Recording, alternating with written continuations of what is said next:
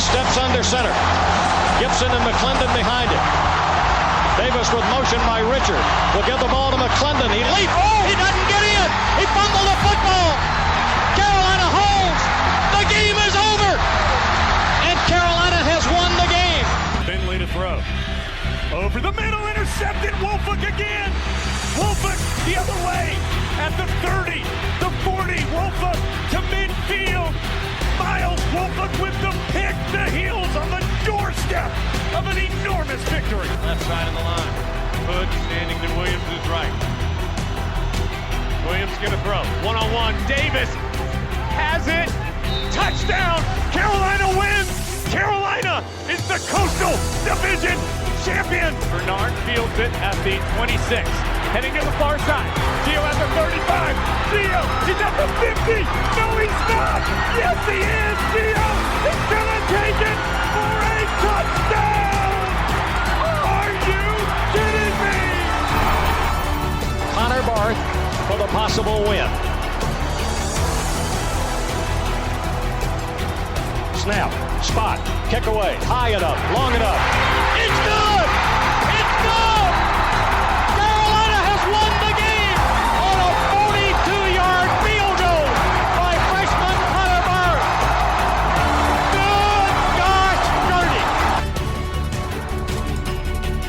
This is the Heel Tough Blog Podcast.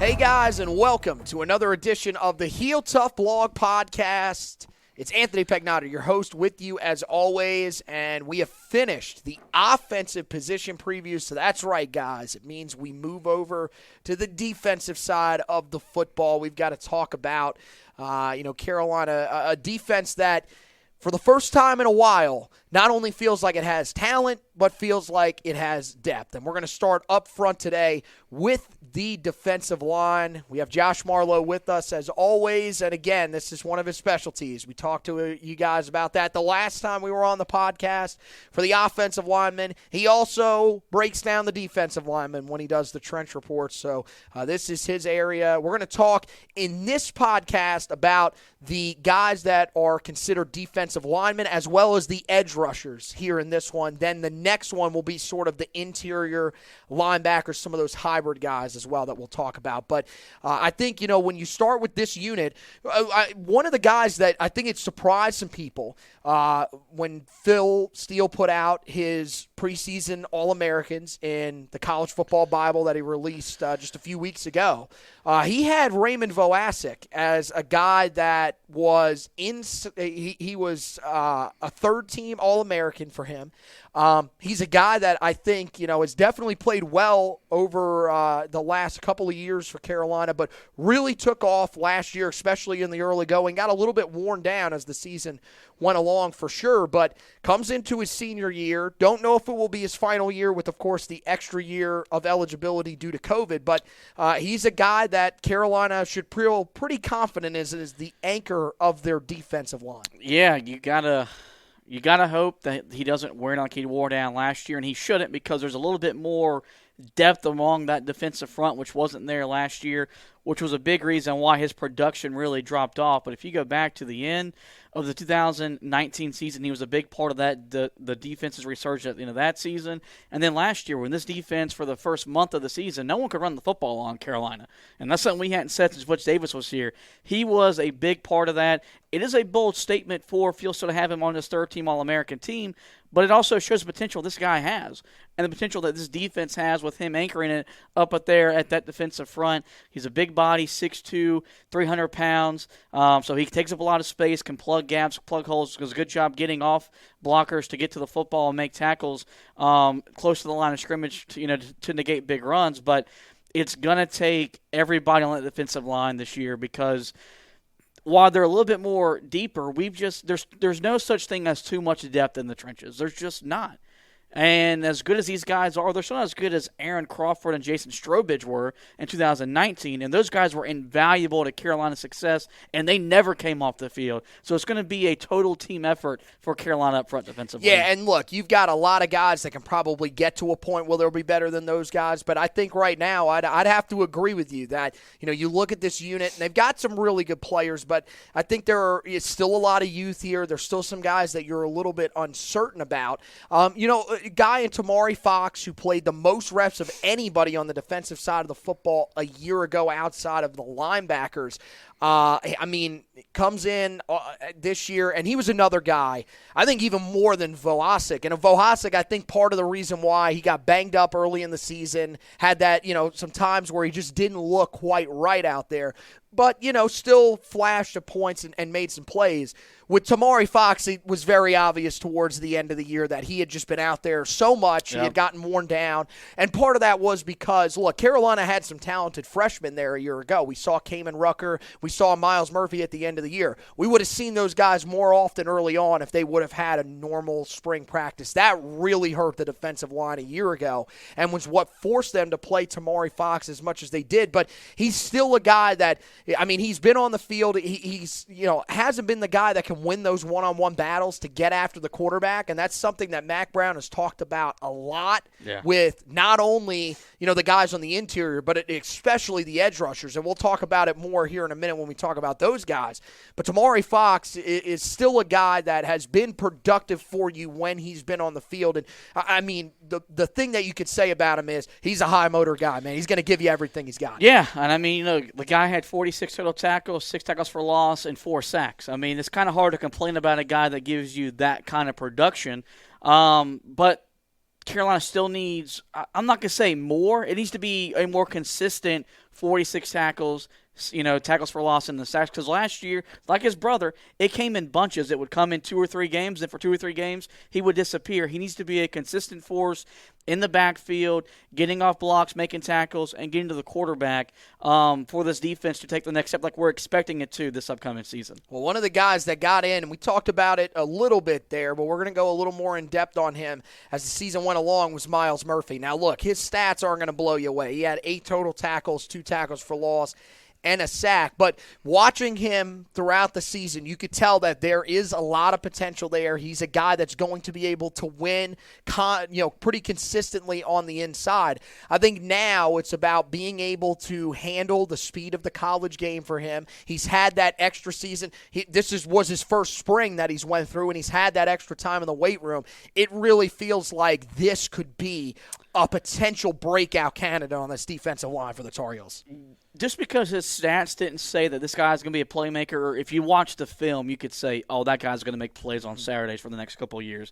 That's the kind of impact he had once Jay Bateman and the defensive staff was comfortable with him being on the field. Because, as you mentioned, the COVID year, not having the spring ball and everything like that, it really set this defense back. This defense would have taken a bigger step forward probably all year long as opposed to what we saw at the end of the year had they had a whole year to get ready for it, but these guys didn't. But once he was able to get on the field, you could just see that he's a football player. He's going to make plays. He has good instincts. And he's going to be a big part of what this defense is going to do this year and the next couple of years. Yeah, then there's his fellow classmate. He's a redshirt freshman, of course, since he played a lot last year. Miles Murphy is a sophomore, guy that missed all of last year with an Achilles injury and now is back. Remember that the guy that we heard the most about, maybe outside of Josh Downs amongst the freshmen, when they were in the weight room back in the winter before everything got shut down due to COVID, we heard a lot about Kedrick Bingley-Jones. Yeah. He was that guy that I think everybody was keeping an eye on the defensive side of the football. He's back now. He was still not 100% for the early part of spring practice. Even towards the end, they allowed him. He played in the spring game, got some valuable reps in. He's probably going to come along slowly, but there is a ton of talent here with this young man, and it feels like if he can be fully healthy in the fall, really get some of those reps under his belt, he could at least get himself into the conversation as a rotation guy on the interior of that defensive line. And Carolina needs him to be at 6'4", 305 pounds. He can do things on the football field that men that size aren't supposed to be able to. He's a freak of an athlete. That's why Jay Bateman and the staff coveted him, trying to get him into Chapel Hill. Now he's ready. We're ready to see what he can do in this defense under Jay Bateman with all that athleticism. But you're right, the injury took him away last year, and it was a big blow. And it was in the preseason. We didn't even play the game before he got hurt. Yeah, it was in the spring. Yep. Yeah, Mm-hmm. and we were concerned about it then, and it really showed up in the middle part of the season where that defense was just worn down, and they had trouble stopping teams like Florida State, Virginia, Wake Forest come to mind. Hopefully with this guy back in the fold, Carolina's defense will be more consistent course of the season. Yeah, there's a couple other guys that you probably have to talk about here, too. I think Jaleel Taylor's the main guy here. Taylor was a guy that, most people looked at and saw as, that they went into spring camp. That it looked like he was going to be one of those options that was just kind of getting pushed down the depth chart. We saw that last year as well when he got passed over by a guy like Myles Murphy. You figured with Bingley Jones coming back into the fold that he would, potentially lose some reps from him as well. And then you're talking about two true freshmen who we're going to talk about here in just a second. But he battled back. Mack Brown talked a lot about him in the spring. He had a really good spring for himself, and he's at least keeping himself still in the conversation to be able to contribute this season as a junior. He's going to have to. And I've said it. I mean, Carolina's got 8 or 9 guys listed as quote-unquote defensive linemen. They're going to need all 8 or 9 guys for them to produce at some level, whether it's the first week of the season, the middle part of the season, because injuries are going to happen. They're going to get worn down playing some of these offenses that play a little bit faster and stuff like that. It's just part of playing football.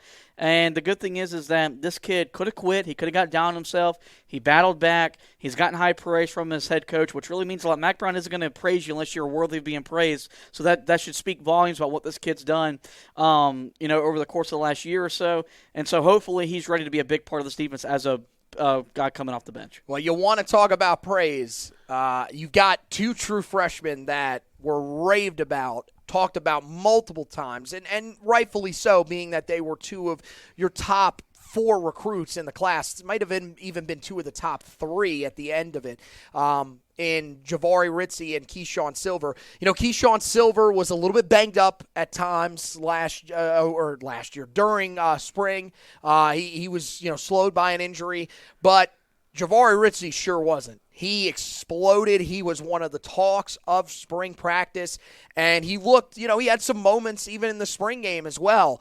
He looks like a guy that is going to be able to come in and have an early impact, and I think Silver's even got a chance to do that as well, mainly just because of just how unbelievably talented he is and how rare he is as an athlete at his size of 6'5", 295. The best part about these guys is these are Jay Bateman guys. These are the guys that Jay Bateman wants. The guys that he's had so far have been holdovers from Larry Fedora's staff and guys that they've just made do with. These are guys that the staff wanted. They fit what he wants to do, so you should be able to see them become able to come in and make an impact in some capacity because that's the expectation from them. As you mentioned, they were 2 of the top 3 or 4 recruits of this entire class. This was a pretty daggone good recruiting class Mack Brown and company Definitely brought in. So that's speaking, to the kind of talent that they brought. You mentioned their athleticism. I think that's going to be the difference maker with this Carolina defense. If they can do a little bit more things on the edge that they haven't been able to do in years past, you're going to be able to be better and run fit and maybe get to the quarterback a little bit more often with a guy like Ritzie or Silver coming off that edge. Yeah, and I think they are definitely going to be able to do that. I think they're definitely going to be able to help in the run game as well. Ritzie's a guy that really, looked good on the interior of the offensive line in that spring game, and he's going to give people problems. When he came out of high school and I saw his player comparison, I could not have been more excited. His comparison was Jeffrey Simmons, who you remember from Mississippi State and now plays for the Titans. I think that's exactly what you need in the middle of this defense for Carolina. That's the point that they can get to.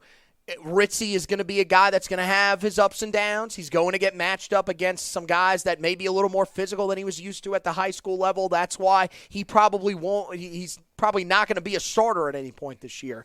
But he is going to get in there. He's going to make an impact this year. And then, you talk about this is another unit that, we talked about how deep the wide receivers unit was. We talked about how deep the offensive line unit was getting. And we'll talk about it when we get to the defensive backs. This unit, it has some sneaky depth, too, because you're talking about a guy in Kevin Hester Jr.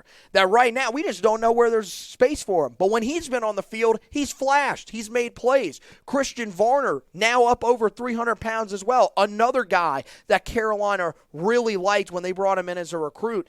And I think he's another guy that provides really good depth. That's the thing that you've got at this point. And even Clyde Pinder, almost forgot him there. Another talented guy that Carolina really valued, back in the 2020 class as a sophomore, kind of that prototypical guy in the middle of your defense as well. He could be a guy that could battle for reps a little bit more than maybe those last two that we talked about. But, I mean, the depth here is crazy in terms of talent.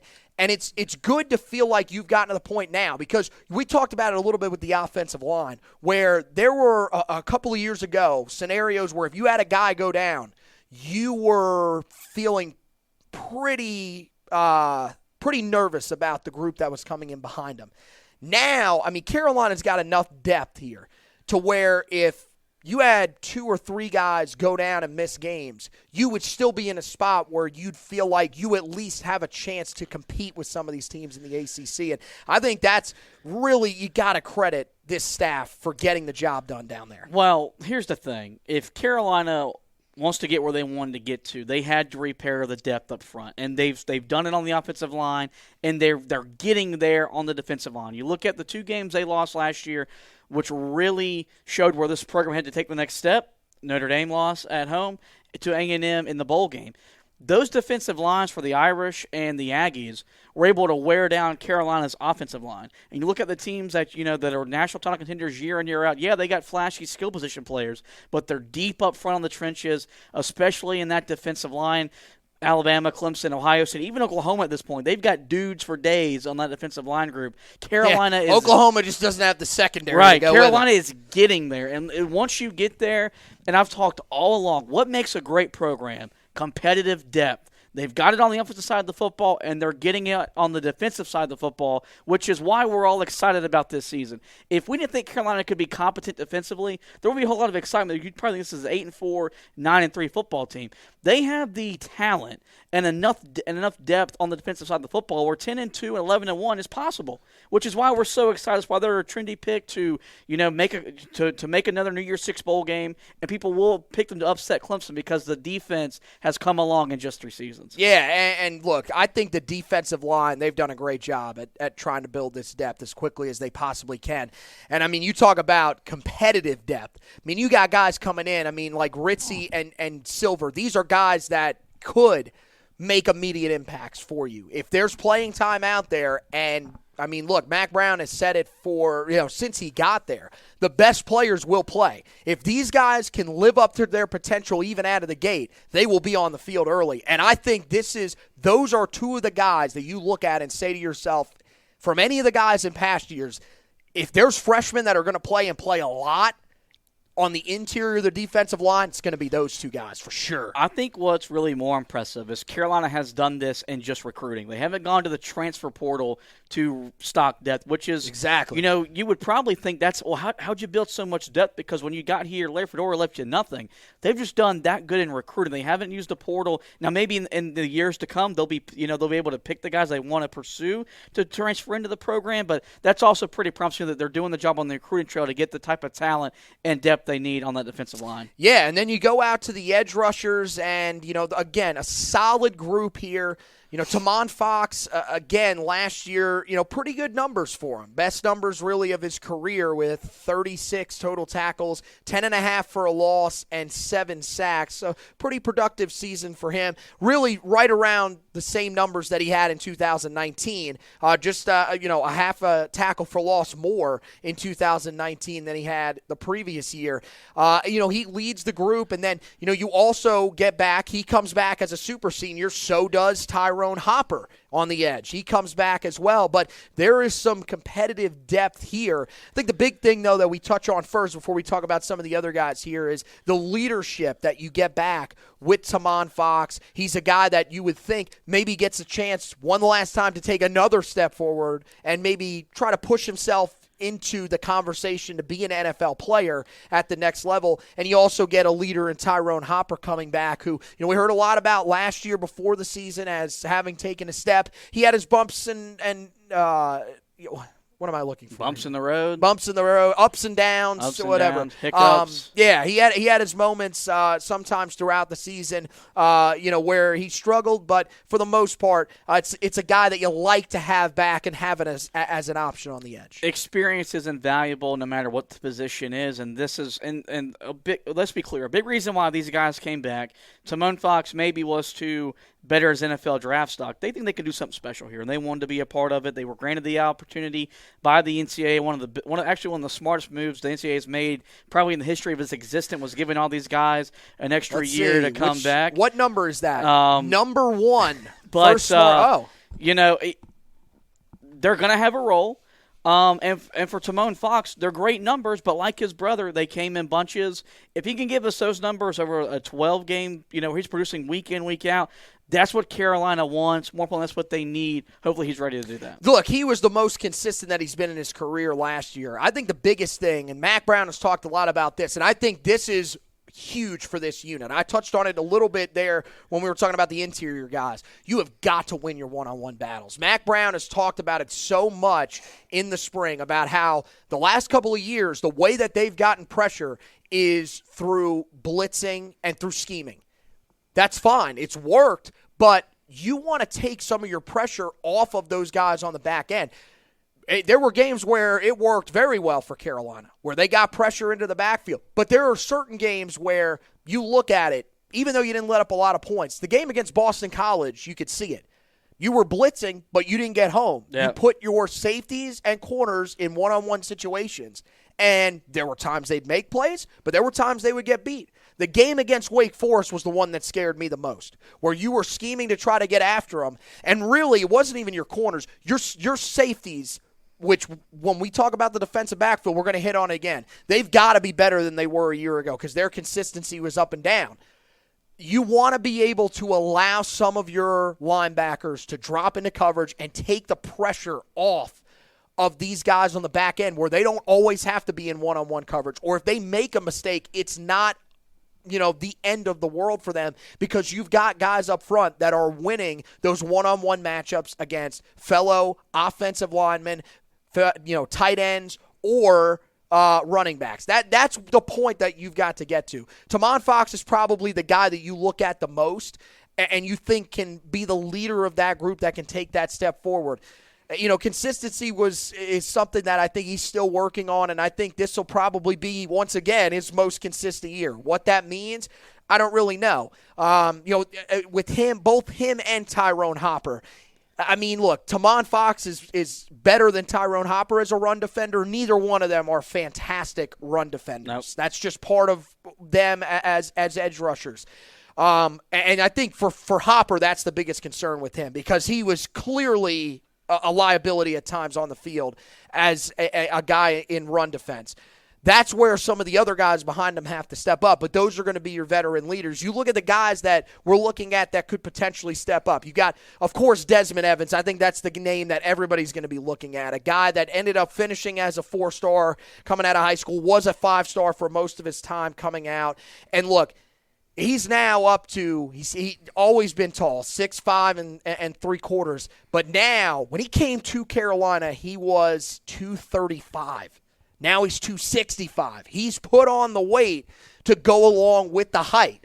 Now you feel like he's going to be able to compete physically with some of these guys when he goes against some of these offensive tackles, some of these bigger tight ends that he has to face in the ACC. So you would think he's one of those guys when you talk about those one-on-one battles that you can win. And then you got to find somebody between the rest of the guys out there. And to me, I think it's obvious. They're kicking a guy out that played pretty much interior defensive line a year ago.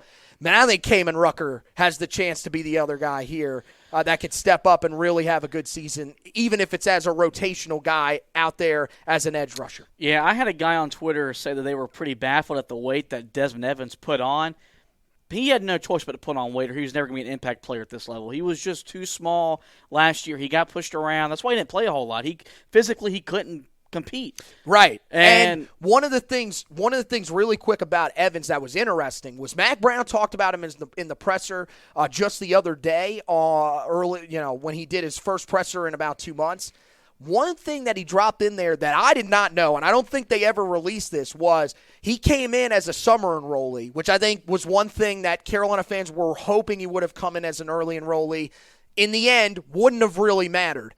But when he came to Carolina, the first couple of weeks that he was on campus, couldn't practice because he had an illness that was not COVID, but couldn't practice. He was sick. That really, Mack Brown said that really set him back.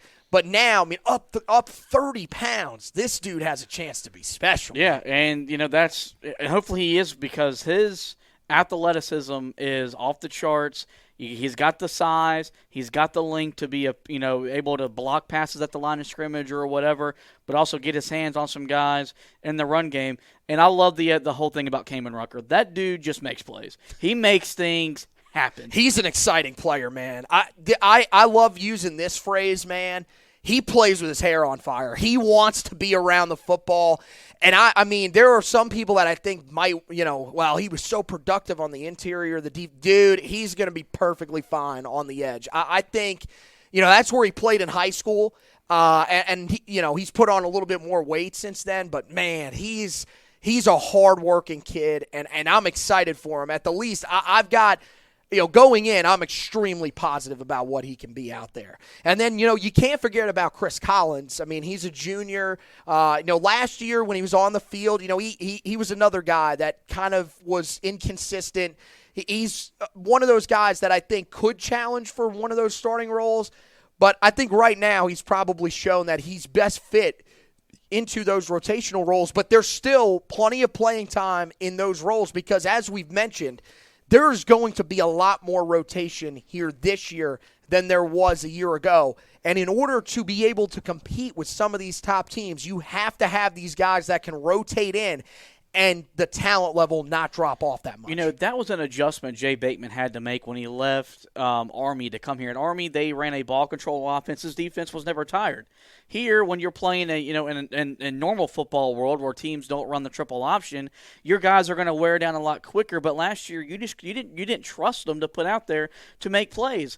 That's different now. Now you trust these guys to be on the field, and you have to for you to hold up. And there's a role for him. I think it's best for him being a rotation player off the bench, but he's proven that when he's out there, he's not a liability, and that's really important. Yeah, so that's the group that you're really looking at. Another guy that'll be in that conversation, he moved from really that interior, that inside linebacker group to the edge rusher group this offseason, is Ethan West. Guy that was a former 4-star recruit coming out of high school. He's another guy that's going to be in there. Don't really know how much he's going to play as a redshirt freshman, but still one of those guys that, again, there's a lot of talent there, and another guy that is probably going to get buried a bit on the depth chart. Yep. But again, if injuries were to set in, he's a guy that has the talent where you'd still feel confident that he could give you something out there. He wouldn't get you killed like some of the guys in years past. A couple true freshmen to keep an eye on as well. You've got Gabe Stevens coming out of Mount Island High School in the state of North Carolina, right around the Charlotte area here. He's undersized, to say the least, for the position. The tough thing about him is that this was the position he thrived at in high school. He played off the edge, but he played for a 1A school where he played against a lot of smaller guys. So his skill set fits the position. His body size, not so much. Yeah, at 6'3" and 3/4 and 225, he's got some weight that he's got to add. But hey, man, we talked about what Des Evans did in a short period of time. You would imagine that Gabe Stevens can do the same thing. Travion Stevenson, little more weight to him, but probably another guy that coming in you would imagine is going to take some time, but is a guy that's got a lot of upside. His ranking coming out of high school is somewhat similar to the one that we saw from Kamen Rucker a year ago. He's one of those guys in the class that you may not talk a whole lot about, but he's got a good skill set. He fits the position well, and there's a reason that Jay Bateman went after him on the recruiting trail. You would imagine that he'll have a chance to factor in. When it comes to the guys that are going to be walk-ons here, really looks like there's only 2 guys that will be walk-ons for the edge rush group. That'll be Braden Hunter, who's going to be a redshirt freshman, and then Alex Nobles, who's been with the team for a while. He is entering his junior season, missed most of last year with an injury this year. He will be a part of that group. Probably, if he's going to factor in, same thing with Hunter, probably be on special teams. Yep. So that'll be where you'll look at for those guys as well. So that wraps it up for this edition of the previews here with the defensive line and edge rushers. Linebackers will be coming up next, so we'll get into the interior linebackers, the guys that'll be trying to slow down the run in the middle of this defense, the volume tacklers, the guys that will potentially have to get out in space and cover some guys. We'll be talking about that one in the next edition of the podcast if you're wondering about the rest of the linebacker group. But that wraps it up for this edition of the podcast. Make sure you guys head over to the website, HeelToughBlog.com. Check it out. Position previews are going up there as we speak here throughout the month of July, so make sure you guys are checking those out. Great insight into all these guys that we've been talking about. We go even more in depth when we talk about it on there than we do here on the podcast, so make sure that you're looking out for those on the website. Ton of recruiting stuff as well. Carolina, of course, coming off the big month of June. They have a big week late in July coming up, so make sure that you guys are keeping an eye on the website for all the latest recruiting stuff. Carolina doing a good job sort of amassing the talent with the limited spots that they have in this 2022 recruiting class, and they're looking to get some headliners in here as they get ready to close down the month of July and head into the month of August. So we'll have you covered with that, and then of course once the team gets into camp, we'll have you covered with all the camp stuff, and we'll have all the preseason stuff. So we'll have the breakout candidates article. We'll have all those fun articles that we like to do before the season starts, and, of course, right up to when we preview that game against Virginia Tech the week of September 3rd. It's not too far away, guys. It is, day of recording, we are closing in about a month and a half away from the start of the season, and I think at this point it cannot get here fast enough. We do have the NBA Finals currently going on, but outside of that, I got to be honest with you, the Olympics not really piquing my interest. No. So we need college football to get here. Also on the website, make sure you guys check out the podcast. Heel Tough Blog Podcast has a tab at the top. So does the Four Corners Podcast. You can check that out there. All the great basketball coverage on the podcast as well as on the website. The articles on the basketball side of things really revolving around what Carolina's been doing on the recruiting trail during this month, landing Jalen Washington. They've also landed a pretty coveted transfer in Dawson Garcia. Josh has had you covered on everything recruiting-wise, doing some fun stuff from the Roy Williams era as well on the website and the podcast. And then, of course, we are going to get you ready. Josh will be the main guy getting you ready for basketball season when that rolls around. The first Carolina basketball season that will not be under the direction of Roy Williams in 17 years. It will be under the direction of Hubert Davis, and he'll be taking you through all of that as we get closer. In terms of the podcast, both podcasts, you can find those podcasts, Apple Podcasts, Google Podcasts, Spotify, iHeartRadio, TuneIn, all those apps, Odyssey app, we got it added on there so you can listen to the podcast. They got great audiobooks on there as well that you guys can check out.